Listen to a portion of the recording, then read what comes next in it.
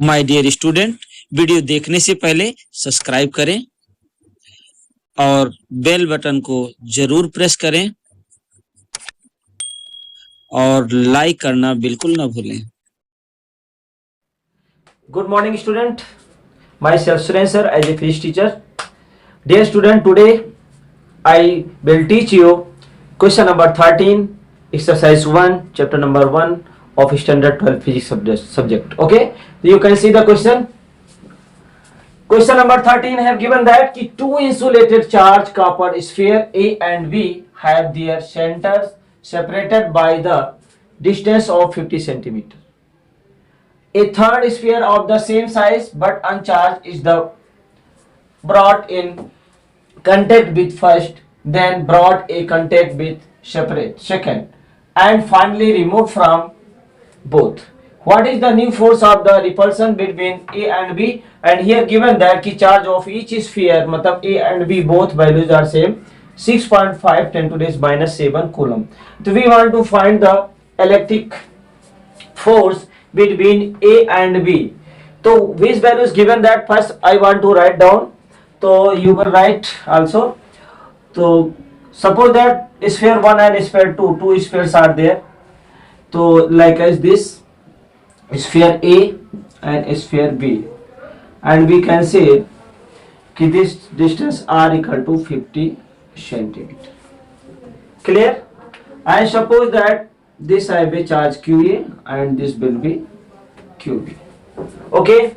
Now one uncharged body is, suppose that C को अगर हम इसके कांटेक्ट में लाते हैं जिसपे कोई चार्ज नहीं है, तो यहाँ पे हम C कांटेक्ट में लाए C स्फीयर, तो क्या हो जाएगा, उसके चार्ज की वैल्यूज को हमें बताना है। ठीक है, तो सबसे पहले हम क्या करेंगे, इसकी वैल्यूज को लिख देते हैं, बाद में कांटेक्ट में लाते हैं। तो QA की वैल्यू गिवन दैट है कितनी है, 6.5 into 10 to the minus 7 coulomb, and QV also 6.5 10 to the minus 7 coulomb. If you bring the any uncharged bodies with A, okay, so what happened, what is value of this? So suppose that after contact we will take, तो this value will be like as this, कि यहाँ पे कोई C body लेके आते हैं QC, suppose that इस पे चार्ज क्या है QC, और QC पे जीरो चार्ज है, मतलब C बॉडी पे जीरो चार्ज है। अब हमें बताना है कि जो ये वैल्यूज है आफ्टर कंटेक्ट चार्जिंग बाय कंडक्शंस, यहाँ पे हम यूज करेंगे जो हमने आपको प्रीवियस टॉपिक में स्टडी की थी, टीच किया था, तो उस पे ध्यान देना है हमें। ठीक है, तो अब आप देख सकते हो, अगर इस पे हमें अभी तो QA था, लेकिन अब इसकी वैल्यूज बदल जाएगी। अगर हम QA डैश मानते हैं तो क्या हो गया, दोनों पे इक्वल चार्ज होंगे, तो क्या होगा कि यहाँ पे इसकी वैल्यूज को लिखेंगे QA प्लस QC बाई 2। अब यहाँ पे इसकी वैल्यूज को पुट करेंगे तो क्या होगा, इसकी वैल्यू क्या है 6.5 yes 6.5 into 10 to the minus 7 plus 0 by 2, तो क्या हो जाएगा, डिवाइड कर दो इसको 2 से, तो 3 हो जाएगा, 2 3 जा 6, 2 2 जा 4, 2 5 जा 10 into 10 to the minus 7 coulomb. तो कहने का ये मतलब है Q डैश की वैल्यूज ये है, और same value suppose that you have got value of QA dash equal to 3.25 into 10 to the minus 7, तो same value will be also Q dash QC dash. Suppose that जो new हमें charge QC मिला वो chargeable हो गया, this have also same charge 3.25 10 to the minus 7 coulomb. Okay, now we want to say same values this QC dash we will contact in B point। तो अभी इसके पास क्या चार्ज है, अभी इसके पास QC डैश के जो वैल्यूज है वो है, तो अगर हमें QV डैश निकालना हो after contact of C body A after A के बाद कंटेक्ट में कहा जाता है, brought to contact with the second B है, तो इसकी वैल्यूज क्या आएगी, तो QV डैश हम क्या लिख सकते हैं, QV प्लस QC डैश अब QC डैश और QV की वैल्यू डिवाइड कर दो, यहाँ पे भी चार्जिंग बाय कंडक्शन का यूज हो रहा है। तो इसकी वैल्यूज क्या हो जाएगी 6.25 इंटू 10⁻⁻7 प्लस 3.25 10⁻⁻7 डिवाइडेड बाय 2। ठीक है, ये QC डैश की वैल्यूज है, डिवाइडेड बाय 2। 2 4 जा 8, 2 8 जा 16, 15 बचा ये, 2 7 जा 14 और 2 5 जा 10 इंटू 10⁻⁻7। ठीक है, कहने का ये मतलब है कि जो वैल्यूज है हमें ये मिल चुकी है QV dash equal to 4.875 into 10⁻⁻7 coulomb. तो हमारे पास दो वैल्यूज आ चुकी हैं, कौन कौन सी, QA और QV की वैल्यूज। तो QA की वैल्यू क्या थी, QA डैश की वैल्यू क्या है, यहाँ पे हम लिख देते हैं 3.25 into 10⁻⁻7 coulomb. We want to find, अब ये इस सिचुएशन में after contact of C body, okay, तो what is the electric force between both, जबकि डिस्टेंस सेम है। यहाँ पे डिस्टेंस गिवन दैट है, क्या है, R इक्वल टू दिया गया है 50 इंटू 50 सेंटीमीटर, तो हम इसको क्या लिख सकते हैं 50 इंटू 10⁻⁻2 मीटर। ओके, अब हमें कोलम्बियन फोर्स निकालना है, तो कोलम्बियन फोर्स का फार्मूला क्या है, F इक्वल टू क्या आएगा KQA dash into QV dash divided by R square. अब ये वैल्यू यहाँ पे सब्स्टिट्यूट कर दो, आंसर आ जाएगा। क्या लिखे, K की वैल्यू क्या होती है, बोलिए। हाँ, अच्छा 9 into 10⁻⁹, very good. QA dash की वैल्यू क्या है, ये लिखा है, क्या लिखेंगे 3 इंटू 25 इंटू 10⁻⁻7। QV डैश की वैल्यूज क्या है, ये है, क्या लिखेंगे 4.875 इंटू 10⁻⁻7 डिवाइडेड बाय कितना, R की वैल्यूज ये है 50 इंटू 10⁻⁻2 होल स्क्वायर। इतना लिख लिया। अब इसका हम करेंगे कैलकुलेशन।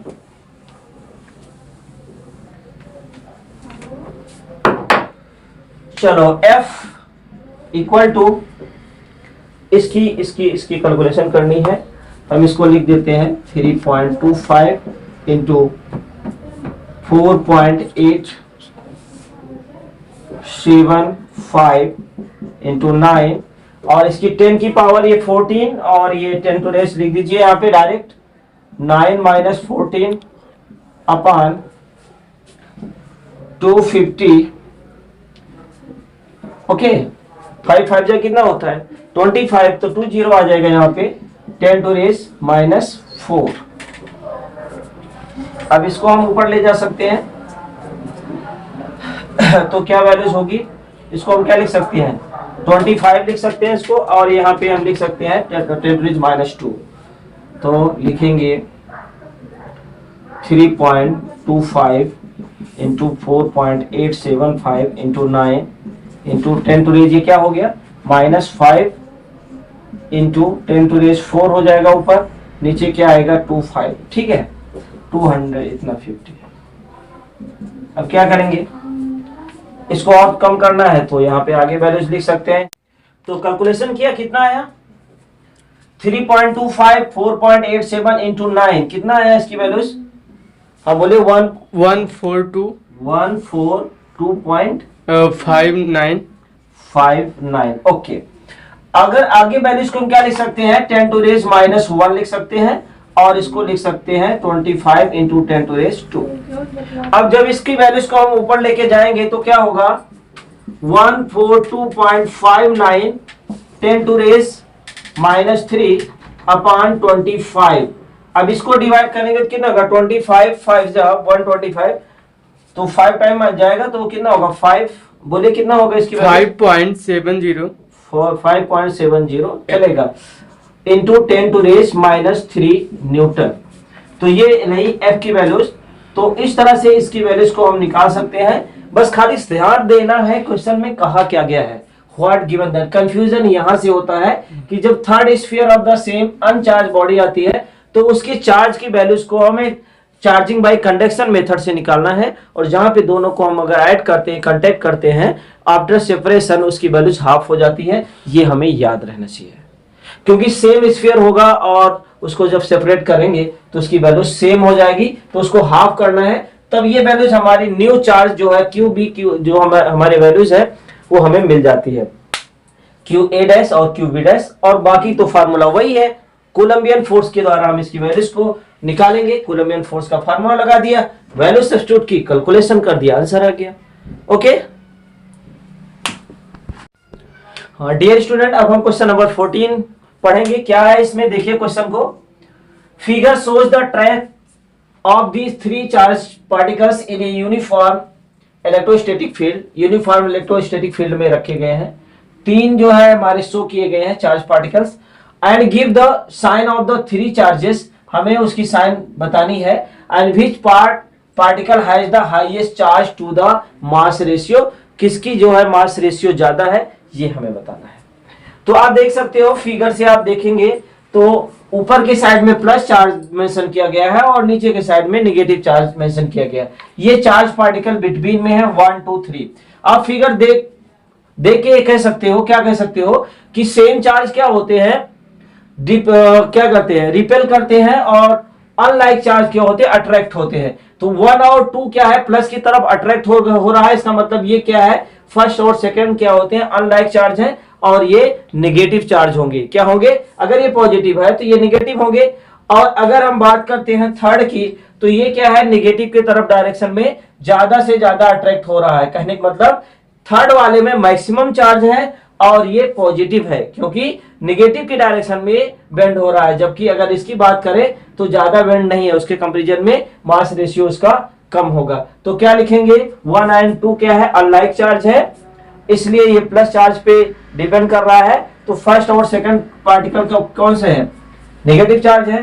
लिखिए charge 1 and 2 are negative charge, जबकि बट आप इसको देखिए थर्ड को, but charge third is positive charge.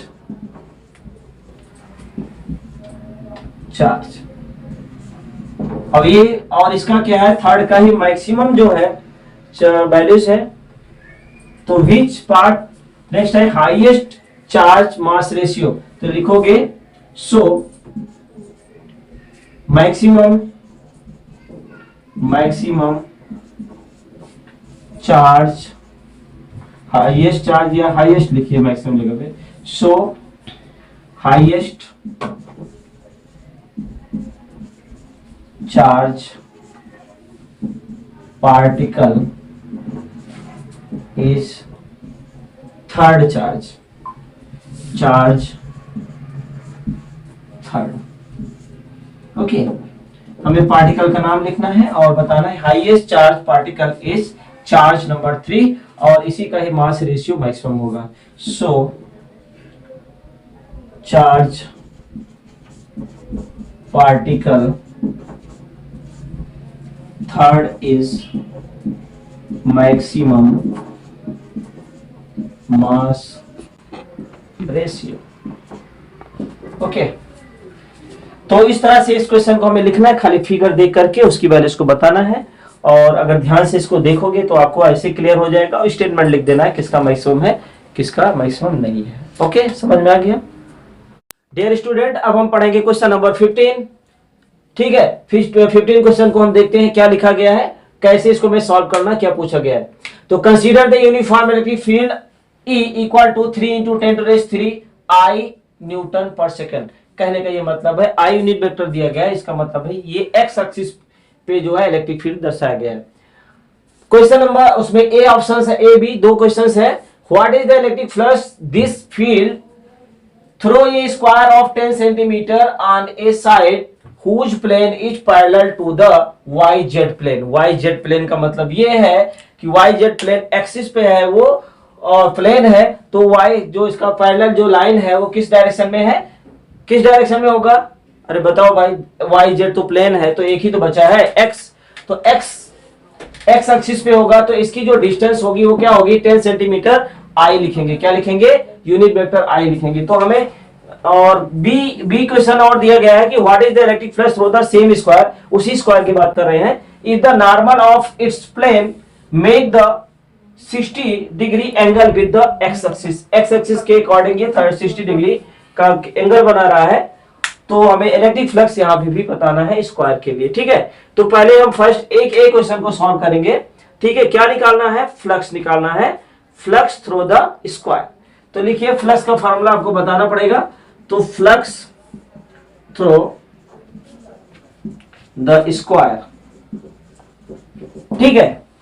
अब फ्लक्स थ्रू द स्क्वायर, इसका फॉर्मूला क्या होता है? Phi equal to E vector into DS vector. DS क्या है? एरिया है, चाहे डीएस लिखो चाहे आप लिखो डीए, दोनों एक ही है। अब इसमें इसकी वैल्यूज पहले लिखते हैं, इसकी वैल्यूज क्या है। आप देखिए, इलेक्ट्रिक फील्ड क्या है? ई वेक्टर गिवन दैट है, यहां पे क्या लिखा है? 3 इंटू 10 टू रेज 3 न्यूटन पर कूलम। ओके, दूसरा क्या दिया है? इसकी डिस्टेंस दी गई, वाई किस एक्सिस पे है? एक्स एक्सिस पे है, तो उसके लिए हम इसकी वैल्यूज को क्या लिख सकते हैं? ds r की वैल्यू अगर हमें पता है, डिस्टेंस पता है, अगर स्क्वायर है तो क्या हो जाएगा? उसकी वैल्यूज हो जाएगी। तो पहले तो हम साइड लिखेंगे, l दिया गया है स्क्वायर का, कितना दिया गया है? 10 सेंटीमीटर I, या फिर 10 सेंटीमीटर लिख दो बाद में, I unit vector and centimetre. अगर इसी को कन्वर्ट करते हो तो क्या हो जाएगा? मीटर में 0.1 I मीटर हो जाएगा। ठीक है, I यूनिट वेक्टर यहाँ पे लिख देंगे, यहाँ तक कोई डाउट नहीं है। हमें क्या निकालना है? एरिया निकालना है, ds निकालना है। तो ds ऑफ स्क्वायर क्या होगा? ds area of square, area of square जिसको हम ds से डिनोट कर रहे हैं, तो ये क्या बचे होगा? 0.1 होल स्क्वायर, मतलब इसकी साइड का जो है l स्क्वायर हम लिख सकते हैं ना, इसको यहाँ पे लिखिए l स्क्वायर। अब l स्क्वायर की वैल्यू लिख दीजिए 0.1 I होल स्क्वायर। ओके, तो यहाँ पे ये ds हो जाएगा। इतना क्लियर हो गया। अब हम इसकी वैल्यूज को सॉल्व करेंगे। ठीक है, इसकी वैल्यूज यहाँ पे लिखेंगे। तो फ्लक्स इक्वल टू हम लिखेंगे यहाँ पे फाई इक्वल टू, क्या लिखेंगे? ई की वैल्यू यहाँ दी गई है 3 into 10 to raise 3 into bracket में क्या लिखेंगे? 0.1, ठीक है, I होल स्क्वायर मीटर। अब मीटर लिखने की जरूरत ही नहीं है। अब इसका स्क्वायर लिखेंगे तो क्या हो जाएगा? इसको हम 10 की पावर -1 भी लिख सकते हैं। क्या लिख सकते हैं? क्या लिख सकते हैं? इसको लिख सकते हैं 10 की पावर -1 होल स्क्वायर। ठीक है, इसको बाहर ही लिखिए ये डायरेक्शन, क्योंकि हमें साइड का दिया गया है वैल्यूज। अब इसकी बेसिस पे इसको क्या लिखेंगे? इसकी वैल्यू सब्स्टिट्यूट करेंगे तो आएगा 3 into 10 to raise 3 unit vector into क्या लिखेंगे? 10 to raise -1 whole square I। तो ये लिख सकते हैं 3 इंटू 10 टू रेज 3। ठीक है, यहाँ पे डॉट प्रोडक्ट है तो डॉट ही लिखेंगे। डॉट मतलब मल्टीप्लाई हो जाएगा, और I क्या हो जाता है? 1 हो जाता है। I डॉट I स्क्वायर की वैल्यू 1 हो जाती है। यहाँ पे लिखेंगे 10 टू रेज -2। और अब इसको क्या लिख सकते हैं? 10 की घात -2 है और 3 है, तो ये 10 हो जाएगा। तो हम लिख सकते हैं इसको 30। ठीक है, और फ्लक्स की यूनिट क्या होगी? ई होता है न्यूटन पर मीटर, तो यहाँ क्या लिखोगे? Newton metre square. फिर क्या? तो यहाँ पे पर कूलम या कूलम इनवर्स लिख सकते हो। तो इस तरह से इलेक्ट्रिक फ्लक्स की वैल्यूज पहला ए का जो सोल्यूशन है आपको मिल जाएगा। यहाँ तक कोई डाउट है? नहीं है। तो आगे बढ़ते हैं बी पार्ट पे। बी पार्ट में क्या दिया गया है? What is the flux through the same square. कहने पर फ्लक्स ही हमें निकालना है, और हमें पता है फ्लक्स इक्वल टू होता है ई वेक्टर इंटू ds वेक्टर। लेकिन यहाँ पे वेक्टर के फॉर्म में नहीं बताना है हमें। एक्स एक्सिस पे 60 एंगल है, मतलब थीटा की वैल्यू दी गई है, कितना है बता दो? 60 डिग्री है, मेंशन किया गया है, आप देख सकते हो। तो यहाँ पे इसकी वैल्यूज, जबकि ई की वैल्यूज ये दी गई है और आपको एस की वैल्यूज आपको पता ही है, तो मान रख दीजिए, आपको आंसर मिल जाएगा। इसको हम क्या लिखेंगे, ई डी एस cos 60। अब इसको सॉल्व करेंगे। ई की वैल्यू कितनी है, 3 इंटू 10 टू रेज 3। ds की वैल्यू कितनी है, 10 की पावर माइनस 2 होगा ना, क्योंकि अभी यहां तो लिखा है। और cos 60 की वैल्यूज हमें निकालनी है। cos 60 की वैल्यू कितनी होती है, बोलो। cos 60 इक्वल टू कितना होता है, जो sin 30 का होता है वही उसका होता है। तो हम क्या लिखेंगे, 1/2। तो यहाँ पे 1/2 लिख देंगे और इसे कट कर देंगे, ठीक है। तो कितना हो जाएगा, 1.5 हो जाएगा। और ये 1.5 इंटू 10, क्योंकि 10 to raise 3 minus 10 to raise 2, तो कितना हो जाएगा, 10 हो जाएगा। अब इसकी वैल्यूज को हम लिख सकते हैं 15 न्यूटन मीटर स्क्वायर पर कूलम। ये हमारा रहा वैल्यू जब एंगल 60 होगा। तो इस तरह से आप इसका सॉल्यूशन कर सकते हो, बस खाली फार्मूला याद होना चाहिए, क्वेश्चन को समझना है करना क्या है। ओके डियर स्टूडेंट, अब हम करेंगे क्वेश्चन नंबर 16। ये question, look the question 16। What is the net flux of the uniform electric field of question number 15 through a cube of side 20 centimeter oriented so that its face are parallel to the coordinate plane। जो coordinate plane है उसके क्या है, parallel है। और हमें cube में बताना है कि नेट फ्लक्स क्या होगा। अगर हम किसी क्यूब की बात करें तो उसमें जितने भी entering of the line of the cube है उतना ही equal to the number of lines coming out the cube. कहने का मतलब जितनी लाइंस बाहर जाएंगी उतने ही लाइन अंदर आएंगी। तो इसलिए हम क्या कह सकते हैं, इसकी वैल्यूज जो होगी, नेट फ्लक्स होगा वो 0 होगा, 0 होगा। तो हमें लिखना है इसका आंसर क्या होगा, 0 होगा। लेकिन 0 है तो क्यों होगा वो भी मेंशन करना पड़ेगा। तो लिखिए, because the number of lines entering the cube is equal to the number of lines, ठीक है, through number of line coming